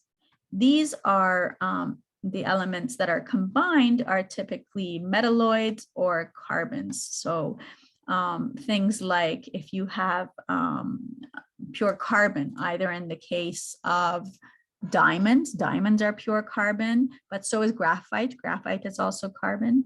Or if you have a combination of silicon and carbon, silicon carbide or silicon oxide. So these are covalent network solids, and they are also held together by some covalent bonds. And there's, it's the covalent word in there, covalent network, and you know that covalent bonds are at play here.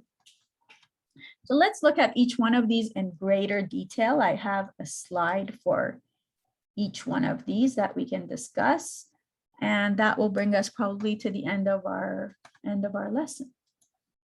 So ionic solids we talked about. Ionic solids are held together by electrostatic interactions between cations and anions. So they form ionic bonds.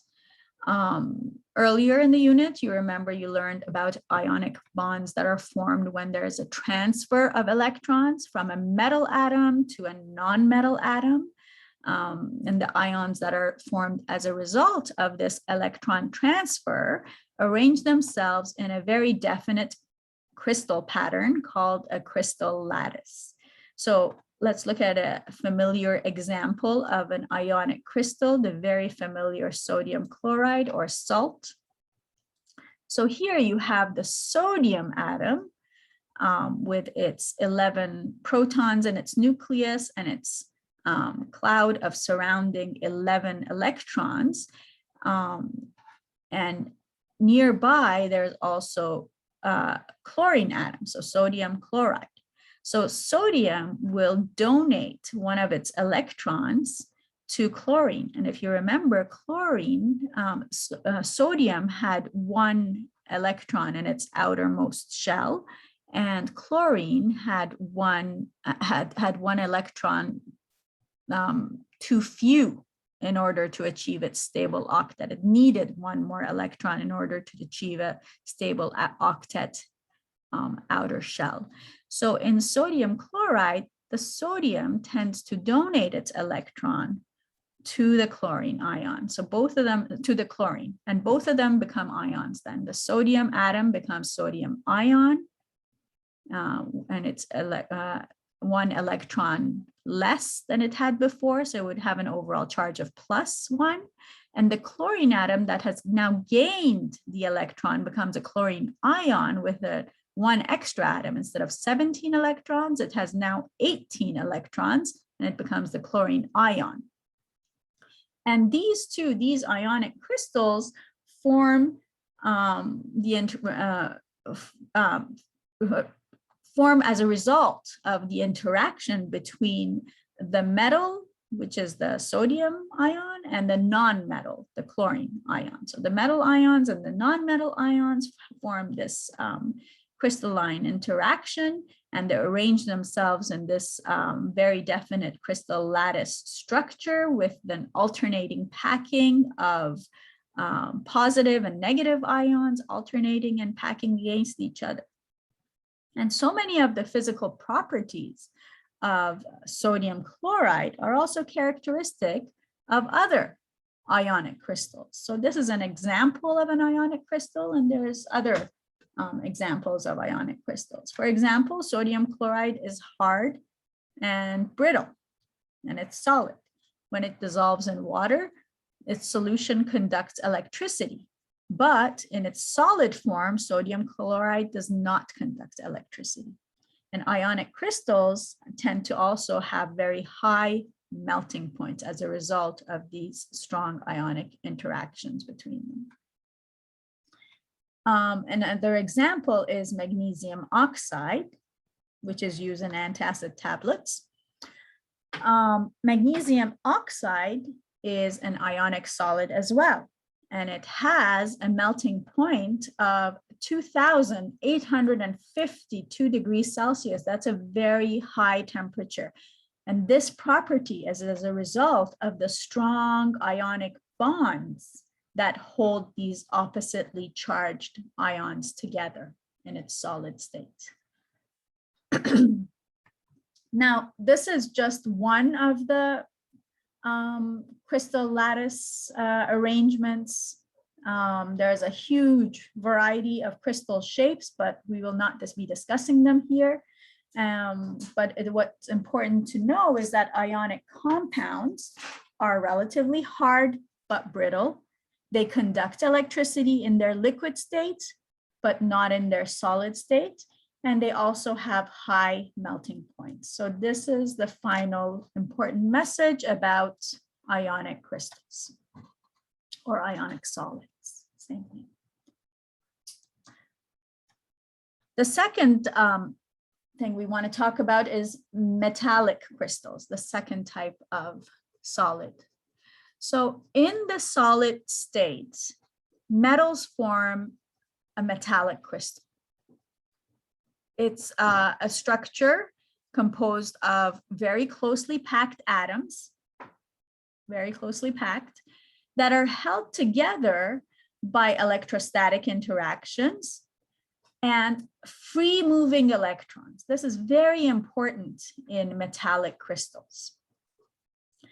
Metallic crystals are typically shiny. They're typically silvery solids. They are good conductors of heat. They are good conductors of electricity. And they have a hardness that ranges sometimes from soft to hard. You can have soft metals, you can have very hard metals.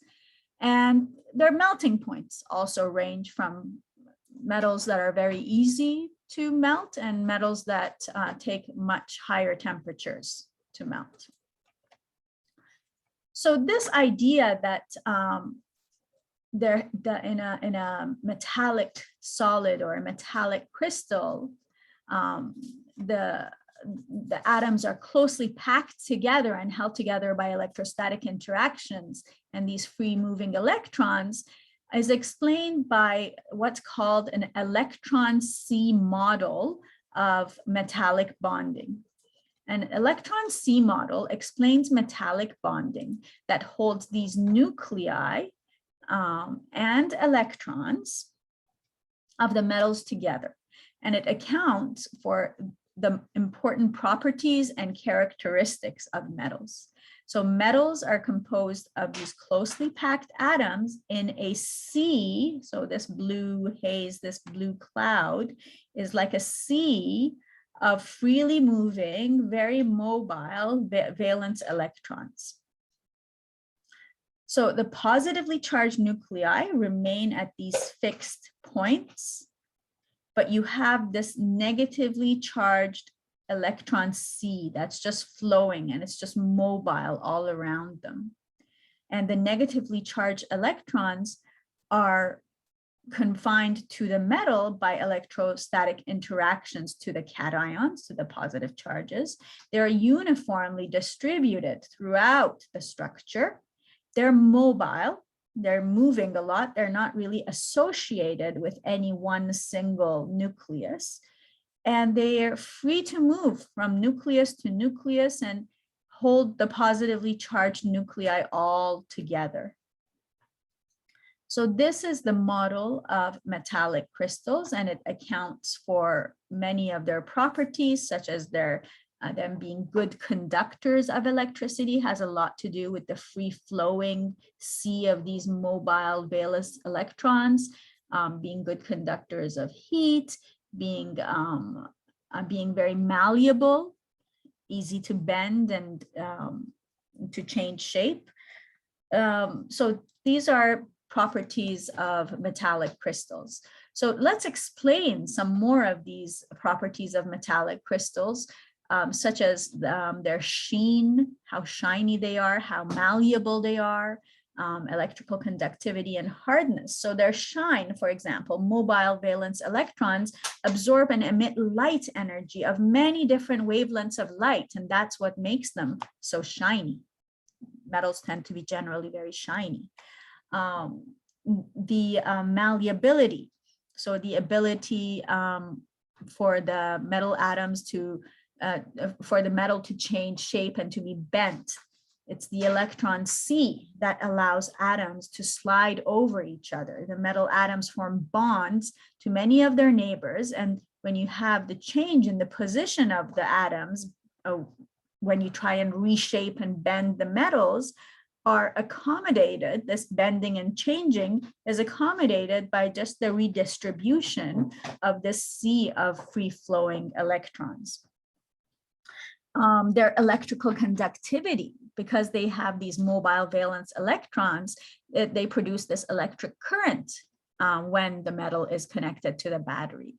When a voltage is applied to the metal wire, the electrons, being negatively charged, will just start to flow through the metal towards a positively charged end of the wire. After all, they're free-flowing. They're not really bound to or connected to any one nuclei. They're very mobile and free-flowing. They're a sea of electrons amongst the positive nuclei. Finally, their hardness of the electron C that's surrounding these positive nuclei produces strong electrostatic attractions that hold the nuclei together and giving it some strength. And so therefore their hardness is determined by their electron seat. And finally, their thermal conductivity, how they're able to transfer heat. The thermal conductivity of metals is also accounted for by the presence of these mobile electrons. The movement of the electrons in response to temperature allows the transfer of kinetic energy, mobile energy, through the solid. So as you can see, many of the properties of metallic crystals are as a result of their electron sea that's present, a very mobile electron sea that's surrounding all the nuclei, but not really bound to any one particular metal nucleus. So that was metallic crystals.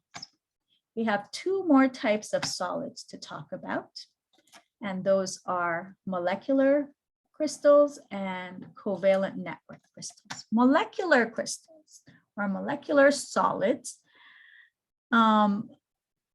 they form crystal lattice structures when they're in the solid state. So things like sulfur, iodine, water, carbon dioxide, when they're in the solid state, they form a crystal lattice kind of a structure. Molecular crystals are in that way similar to ionic crystal lattices. They form this lattice structure just like those ionic lattices, like if you recall back to when we were talking about salt, sodium chloride, except that their structures are more complex. For example, the molecules of water, when it's frozen, ice, can form several different types of structures in its frozen form, this being one of them. Here's a molecular model of a symmetric hexagonal six-sided lattice of water as it forms in a snowflake. Atoms of both hydrogen and oxygen in this model are colored red, and then the bonds between the atoms are in this light red, light gray, and the hydrogen bonds between the molecules are dark gray. So, I mean, it doesn't really matter, but what you can see is that, for example, you might have a molecule of water here, and it's held by hydrogen bonds to another molecule of water here, and so on and so forth. So molecular crystal structure and properties are determined by intermolecular forces, such as London dispersion forces, dipole-dipole forces, and hydrogen bonding forces, especially in the case of water. Because these intermolecular forces are typically weak, molecular solids are pretty soft and have relatively low melting points, usually below 200 degrees Celsius. And most of substances that are gases or liquids at room temperature are the ones that form molecular solids at low temperatures. Molecular crystals contain neutral molecules so that they don't conduct electricity very well, either in their pure form or in solution. So that's another property of molecular crystals, is that because they're made up of neutral molecules, they're not good conductors of electrical currents. So lastly, let's talk about covalent network crystals or covalent network solids. Covalent network solids are made up of atoms that are held together in large networks by covalent bonds. So covalent bonds being those bonds that are intramolecular, are within the molecules. So neighboring atoms share a pair of electrons in a way to form multiple single covalent bonds. And because covalent bonds, if you recall, I was emphasizing this point, covalent bonds are so many times, so much stronger than intermolecular forces, these types of solids that have covalent bonds are much harder and have higher melting points than the molecular crystals that we were looking at on the previous slide. They are invariably insoluble in water. You can't dissolve these in water, and there are no ions to attract the polar molecules. That's why you cannot dissolve them in water.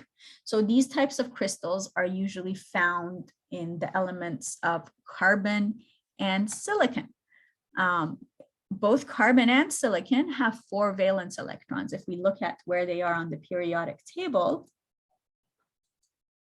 carbon and silicon are right here in group 4, which tells us that they have 4 valence electrons.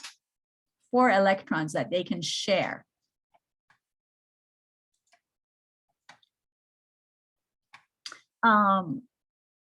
Other examples are germanium, which is also another member of the group 4 elements on the periodic table. And they also things like diamonds, quartz, which is actually silicon dioxide, silicon carbide, boron nitride. These are all examples of covalent network solids. They are very, very hard crystals and with very high boiling points and insoluble in polar water molecules. Covalent network crystals such as diamond and quartz are not soluble in solvents, polar or nonpolar, because of the strong bonding forces that they have within themselves. So let's take a look here at an example of diamond and graphite. These are both made up entirely of carbon, pure carbon, diamond and graphite, yet very different properties. These are considered allotropes of carbon, meaning that they have the same, they're made up of the same compound, but arranged differently. And these two, diamond and graphite, are 2 of the most familiar examples of covalent network solids, diamond and graphite.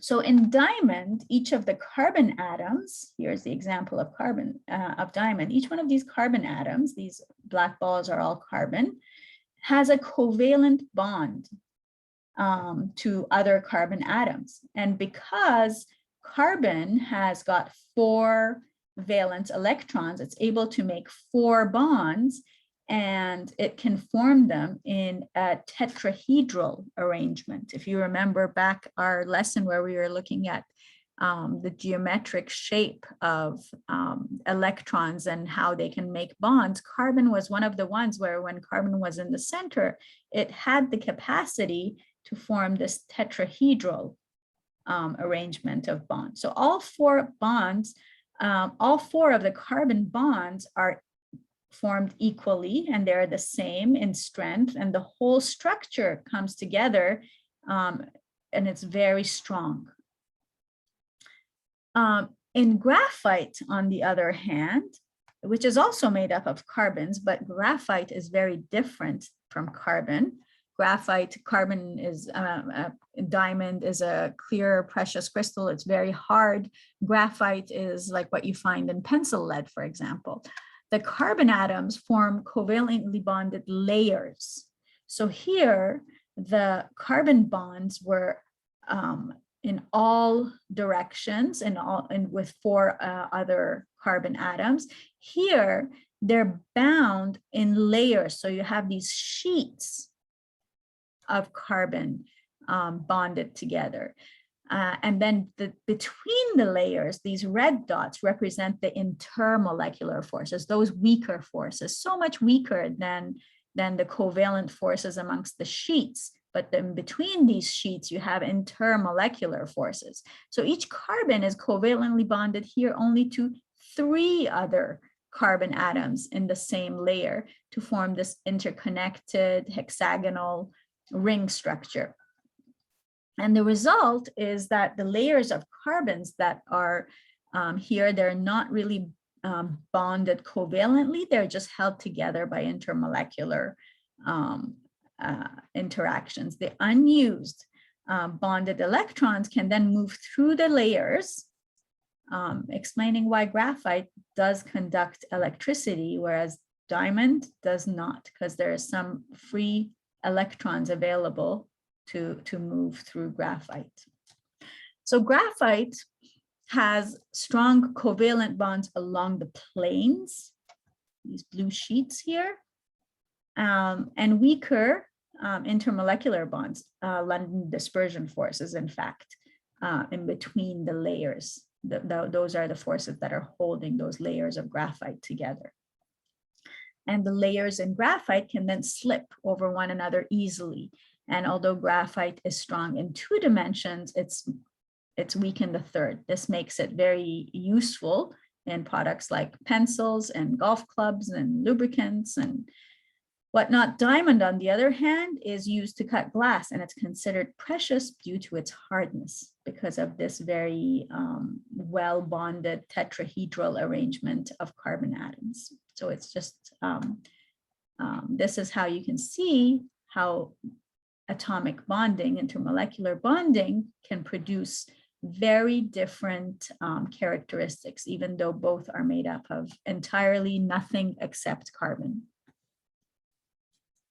So let's look at another example of covalent network crystals, of how 2 crystals that are made up of the same compound, such as we saw with carbon being made up, diamond and graphite both being made up of carbon, excuse me. Let's look at the example of quartz crystal and glass. So most of these covalent network crystals, as I was saying, are comprised of the elements and compounds of carbon and silicon, which are group 4A elements. So the element silicon belongs to the same group as carbon, group 4A in the periodic table. And just like carbon, silicon has 4 valence electrons, which is just the right number to satisfy the octet rule by forming single covalent bonds with 4 neighbors. So it's a perfect sharing situation.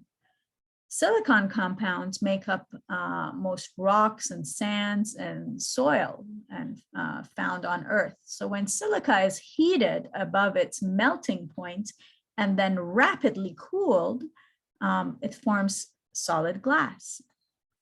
Now glass, as you can see in this diagram here, has a much more disordered structure than quartz. Quartz is cooled slowly, is much purer, there's fewer impurities in there. And so crystalline quartz is a covalent network crystal of a silica molecule, silica dioxide, and it forms this regular structure, this regular crystalline structure. So both quartz crystal and glass are made up of silicon dioxide, but it's just that in quartz, it's allowed, because of its purity and because of its slow cooling, it's allowed to form a very definite crystal pattern, whereas in glass, it's a much more disorganized. So the differences between glass and quartz is that the silicon dioxide content in glass, it's roughly 80% silicon dioxide, and the rest is some impurities, whereas quartz contains typically greater than 90% silicon dioxide, so a much more pure form of silicon dioxide, less contaminant, so it's able to form this very nice crystal lattice structure. Finally, the second point is the molecular structure. Glass has this random molecular structure, whereas quartz has this symmetrical molecular structure. Quartz can be subjected to greater temperature and pressure compared to glass. It's much stronger. And finally, the electrical conductivity difference between the two. Glass works as an insulator. It doesn't conduct electricity, while quartz is a good conductor.